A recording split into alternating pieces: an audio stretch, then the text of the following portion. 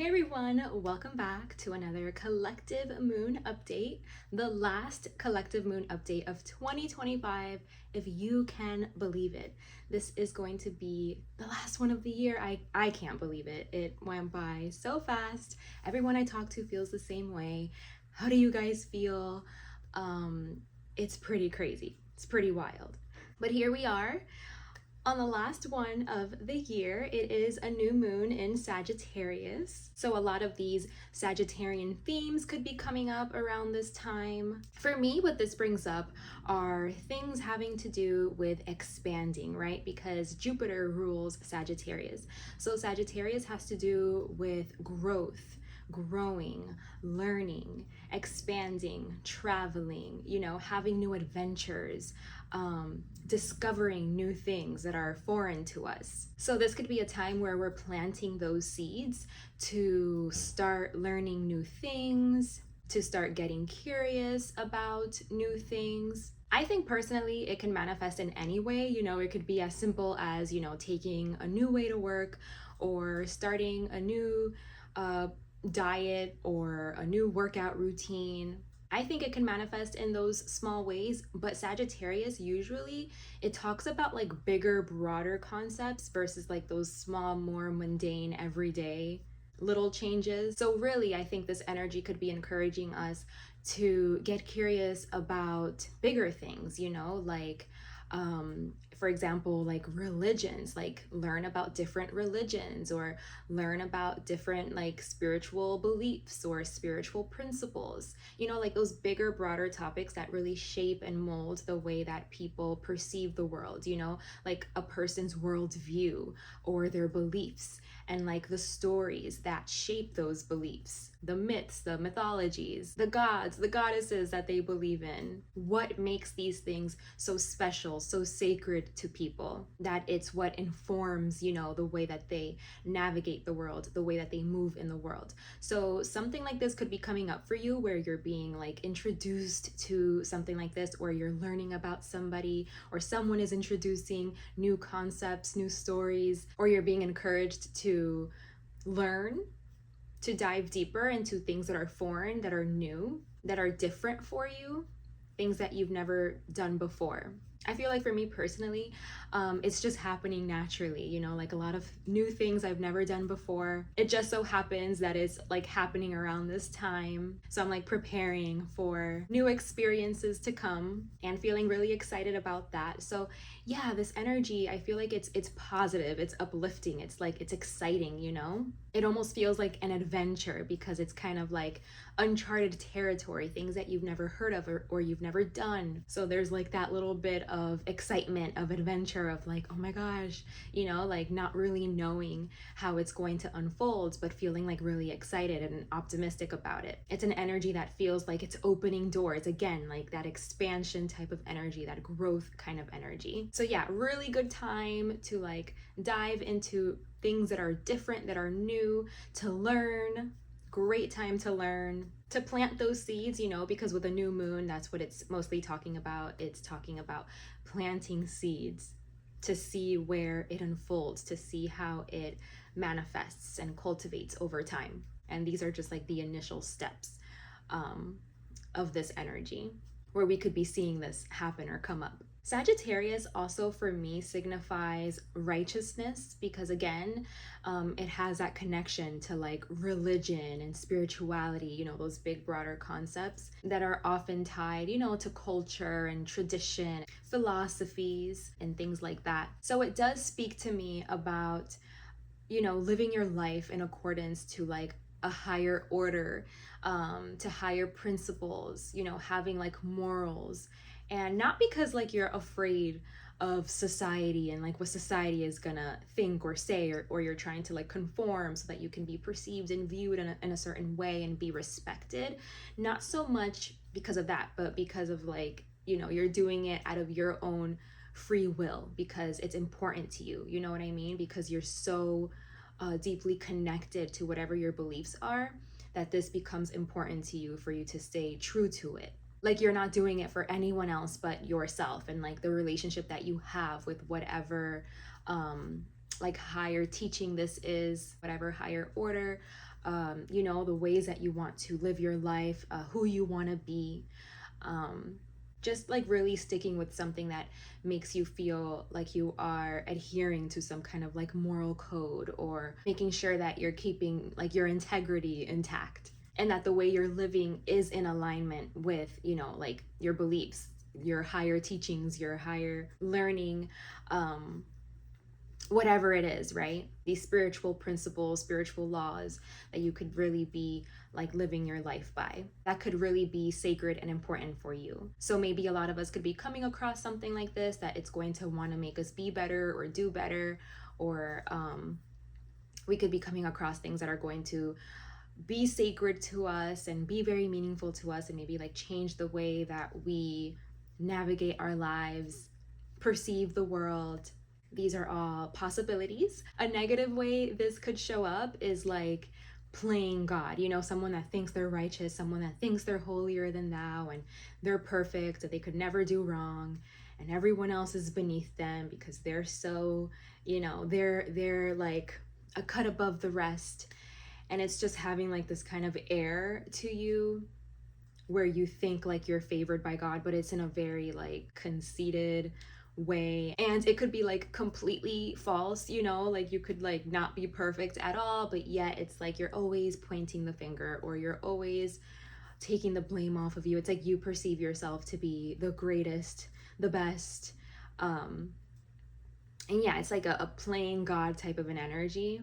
And so that's kind of like the more negative way that the Sagittarius energy can present sometimes. So that's just another possibility of what could be coming up around this time, what you could be experiencing, witnessing, being pushed towards, or being encouraged to do. So yeah, with all of that being said, I'm super excited to get into the messages today, to see what Spirit would like to communicate to us, to those of us that are here, tuned in, ready and open to receive these messages. The last messages we're going to get for 2025, I'm still like, what is going on? It went too fast. But overall, I'm feeling pretty good about 2025 and about 2026. So I really hope that you guys are as well. But yes, you know the drill. This is the time when you can close your eyes, take a couple grounding deep in and out breaths to center yourselves and to invite stillness and calmness, to open yourself up for the messages that are meant for you here today, while I go ahead and start pulling the spread.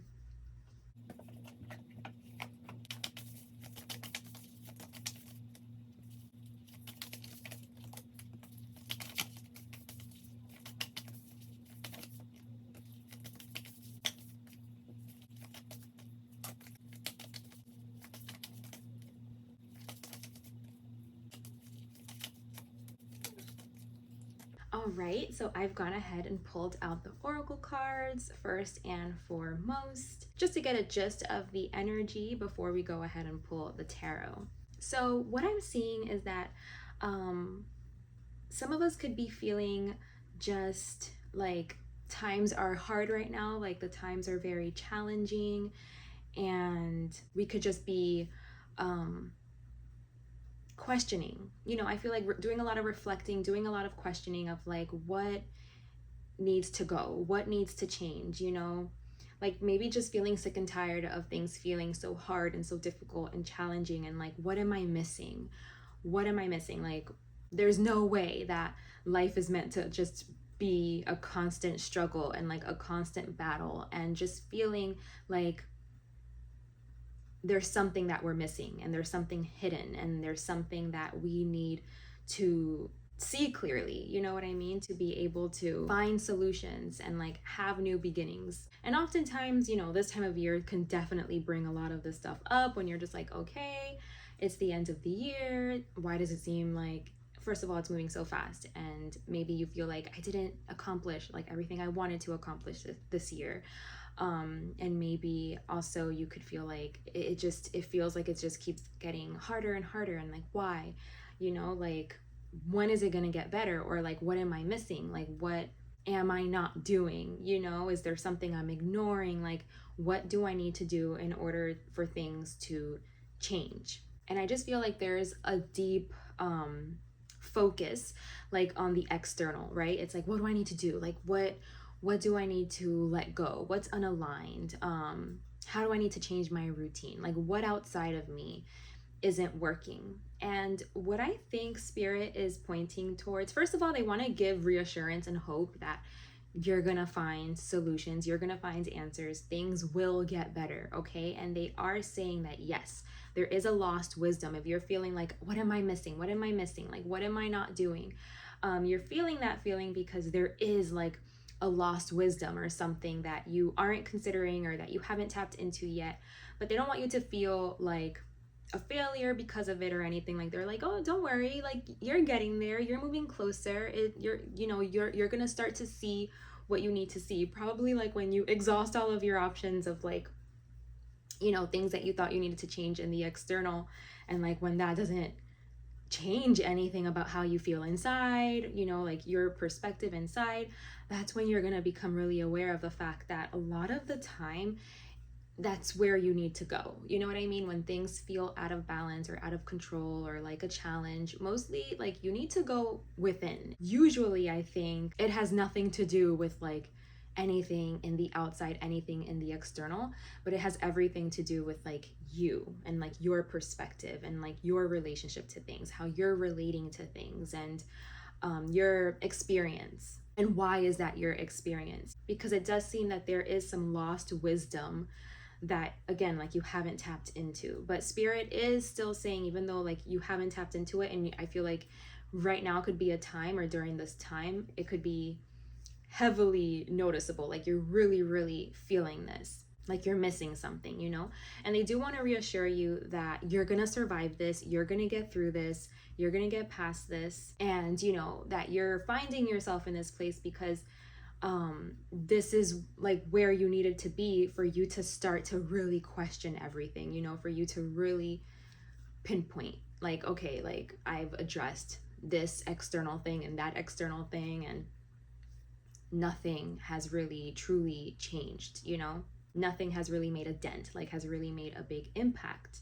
I don't see like anything new being breathed into life. I don't see the changes. I don't feel good, or I don't feel safe.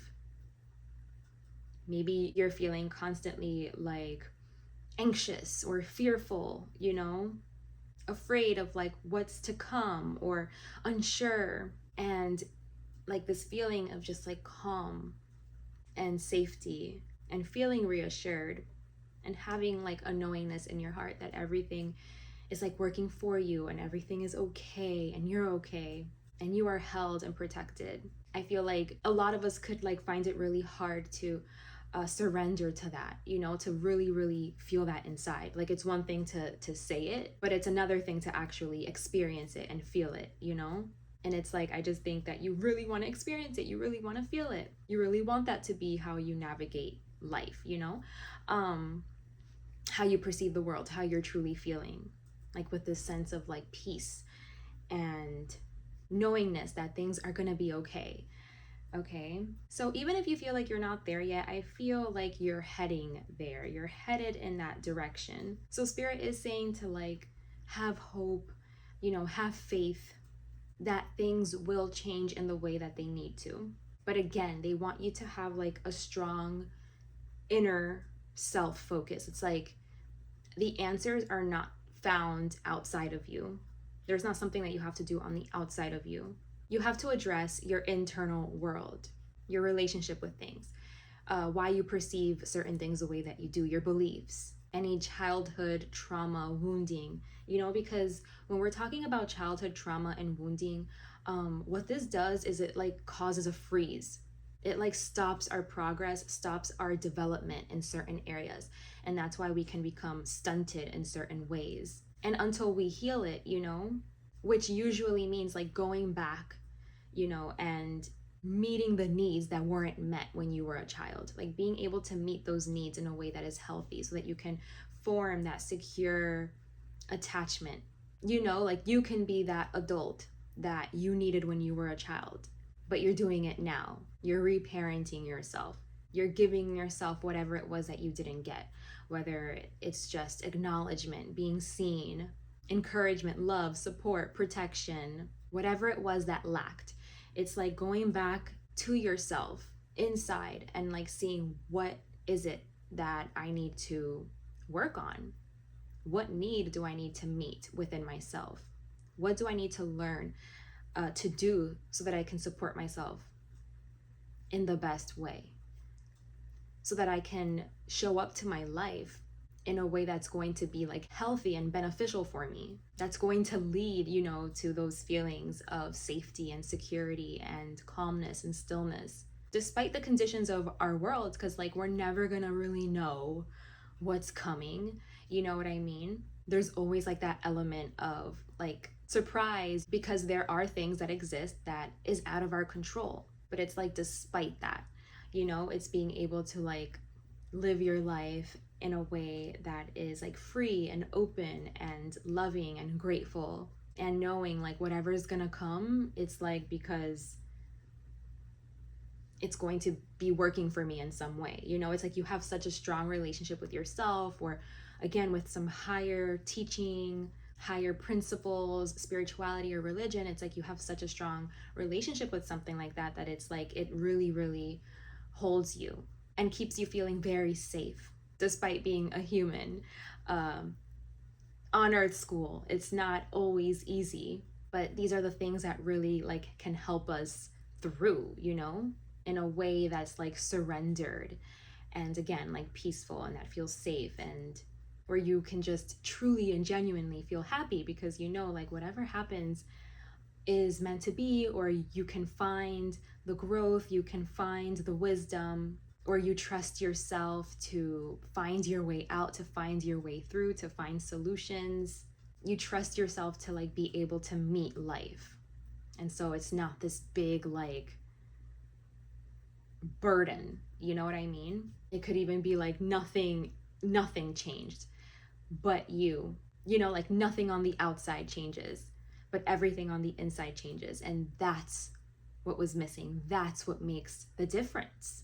Everything is the same. You could have the same job, the same everything, the same routines, but just your different perspective, your different mentality, you addressing certain things and healing certain things within you and creating that security within you. That's what changed everything. That's what changes everything. Everything on the outside could look the same, but it's an entirely new and different perspective and experience. And it was just like a mental shift, an emotional shift, a change of perspective, like a change of like how you perceive the world, again, how you experience the world, how you relate to certain things. And that's where the true change really comes from, is once you're able to go inward and do the work that you need to do. Because, you know, the problem doesn't exist outside of us. It doesn't exist in the external. Sometimes, I'm not saying never, I'm saying according to these cards, the message that wants to come through today is that the problem doesn't exist in the external. You think it exists in the external because you're projecting it of like, this is what I don't like this, I don't like that, blah, blah, blah. So you think there's something inherently wrong with something in the external. But the problem really exists inside of you, in your perception and how you're perceiving it. Something within your lens, something to do with your wiring, your programming, your wounding, your trauma. That's where it really exists. So that's where it needs to be addressed if you're gonna see any kind of changes, you know?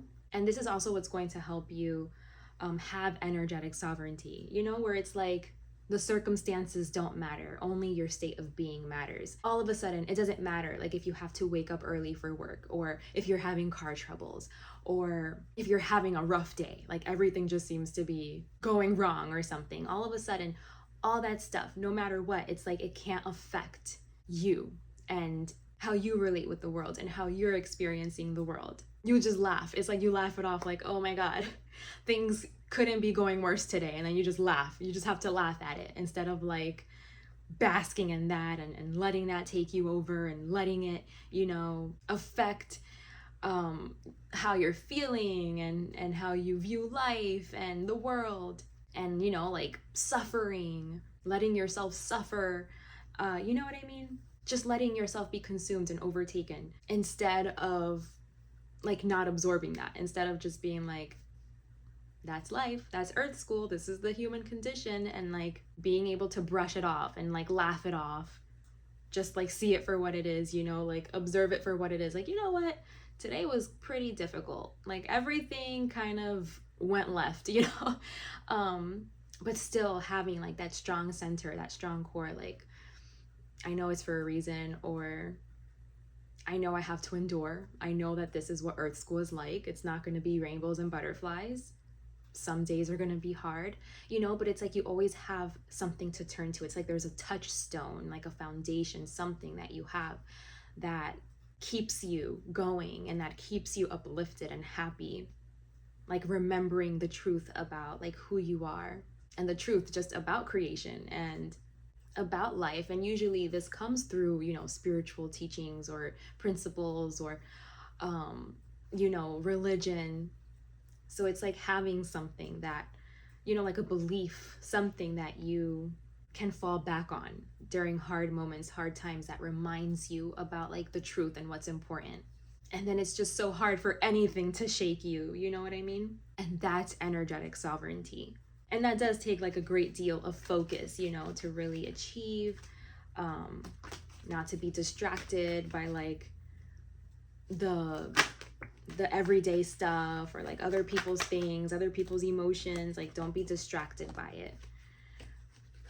It does take a great deal of focus, and in order for you to really be focused, you need to like be present and achieve like calmness and stillness and breath and stay centered. Like don't let yourself get taken or consumed by like other people's emotions or like, you know, what's happening in the external outside of you. It's like you have to be able to connect to something within that's really going to like keep you, again, feeling very safe, very secure. And that's really the change that you need. That's the change you need to make, you know, for things to feel different, for things to feel better.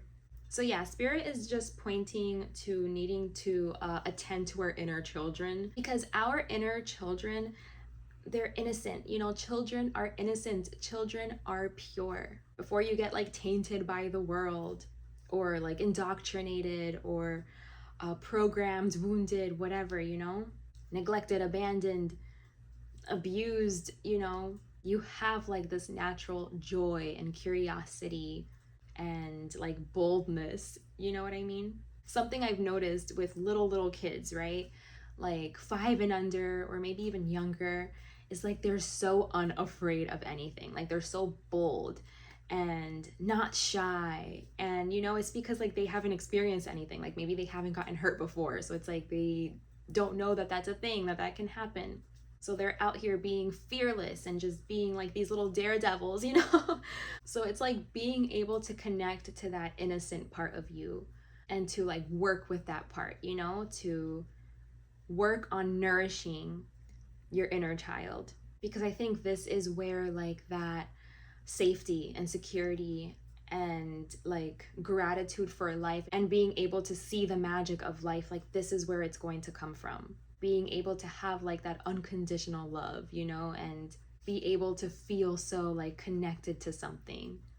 I feel like it comes from your inner child. So work on connecting with that part of yourself, with doing inner child healing work, because I think this is really the key. This is what you have to work on. This is like that thing that you were feeling, you know, of like, what am I missing? What am I missing? Like, that's what you're missing. Like, that's it right there. That's what you need to work on. That's the lost wisdom, you know? It comes from like that pure part inside of you, that innocent part inside of you that doesn't have like a plan, an agenda, isn't looking out for itself, isn't trying to win out above others. It's just innocent and curious and free and loving and pure. And if you can find that part within yourself, then you'll know that that's like the essence of everything, of all of creation, of all of us humans. There's an innocence, you know? And that's really like what connects everybody, is that we all have that deep within, because it's just like the essence of each of us, you know? It exists inside each of us. So if you can honor it and love it and protect it within yourself, then you can learn how to see it outside of yourself. And then this is like how you find connection and joy, and you learn to see like how you're connected to life and to creation. Like you start seeing everything mirrored, like everything is one, and you really start to experience that and see how you're connected to everything. And that is the lost wisdom, you know? But in order for you to really find it, like, you have to be able to like do a lot of unlearning. It's like everything you thought you knew, or like the life that you've built today, it's like something that is very like entrenched and very established, or like a perspective, a belief, something needs to like crumble. It needs to come falling down. Like it needs to be, you know, like you need to start from scratch. There's something, some kind of structure that some of us could have that is kind of like in the way of us being able to make internal progress. So these are the things, these structures, these are the things that need to go. So things like competition, being competitive with people, fighting, being chaotic and destructive, we need to be able to like move away from that, you know, by questioning those things and by seeing the truth about that energy and like unaligning yourself with it, and really working on reconnecting with like your innocence, your purity, healing that inner child, you know, so that you can become who you're meant to become. You know what I mean? Like each of us are seeds, right? And we could be different seeds. You know, there's like so many different seeds that exist. And it's like, what seed am I? Like, what do I need to thrive, to grow? You know what I mean? And it's basically like rediscovering that, like rediscovering like, what seed am I? And what do I need to become just what I meant to become? A seed is going to become what it is. You know what I mean? Like whatever it's meant to become, it just naturally will grow into that. You know what I mean? Will unfold and go through all of the stages it needs to go through and reach its fullest potential. And then it has more seeds and it keeps going, right? It's infinite. Well, the same is true for us. And you just have to see like, what seed am I? You know, like what do I need to grow, to thrive? I'm just trying to become my highest and greatest potential, you know? And this is how you do it. This is how you become what you're meant to become. This is how you unfold into what you're meant to unfold into. You just become what you're meant to become. You fulfill your highest and greatest potential. You reach the peak of growth and you can see yourself fully formed. Like, what's your final form? You can get there. You can see what that really is. But to get there, you do have to go through a process, you know, of undoing, unlearning, letting, you know, whatever needs to fall apart, like whatever's in the way of you becoming what you're meant to become, of you fulfilling your highest potential. This is a beautiful message. I hope I'm doing a good job expressing it. It's all about connecting to your innocence, to your purity, before you were hurt, before you were abused, you know, before you were programmed, indoctrinated. Go back to who you truly are when you were untainted by the world, and protect that. Protect that innocence, that purity. When you can connect with it inside of you, then it's going to be easy to find and to connect with outside of you, and to see it everywhere. And that is what keeps you feeling connected. That's what keeps you feeling wanting to do what's right, wanting to act from your heart, from love, seeing that as like the most important thing to do, seeing the magic of creation, of all that is, of life, of our oneness, our connection to each other, you know? And that's what keeps you like grateful and hopeful and having faith regardless of what's happening. Circumstances don't matter. Only your state of being matters. Circumstances won't matter as long as you hold that fundamental, like foundational truth and realization, you know? That's what keeps, you know, your connection solid to yourself, to God, to all that is creation, nature.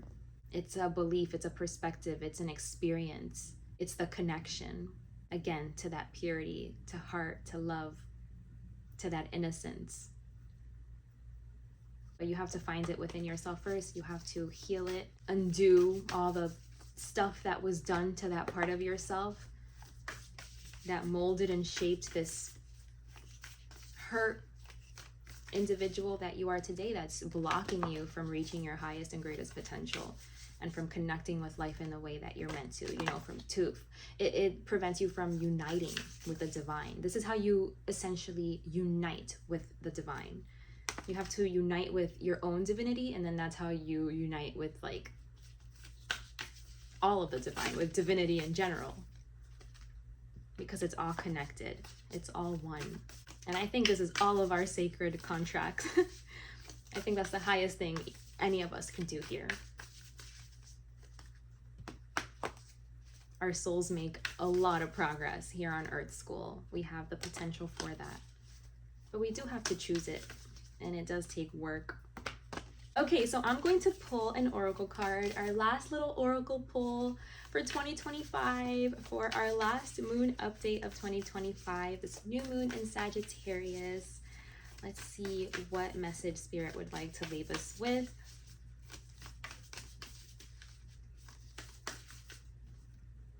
Seed of the heart, number 25, or number 7. And at the bottom of the deck is 48, man of the earth and woman of the sky. Okay, so 25, seed of the heart. Isn't that perfect? Okay. Within each of us is a divine seed of love, waiting to blossom into fullness. We don't always know what type of blossom we shall be, and sometimes if we try to figure it out in advance, the blossoming itself can cause us anxiety, pain, or fear, because it is taking us in an unknown, unexpected direction. We may even fear that the direction we are heading is away from our life path and purpose, as if that were even possible. The seed in the heart arises as guidance when we are unfolding in a new manifestation of the divine light within.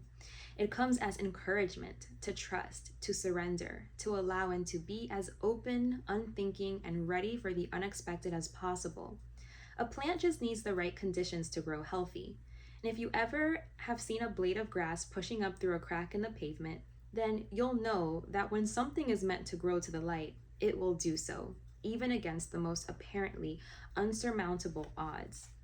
This oracle brings you guidance. The right conditions are being brought to you, the most perfect support for your own divine blossoming. Trust. Know that the seed in your heart knows how to grow, and life supports it. It is also a sign that something in your relationships is sprouting, a new energy.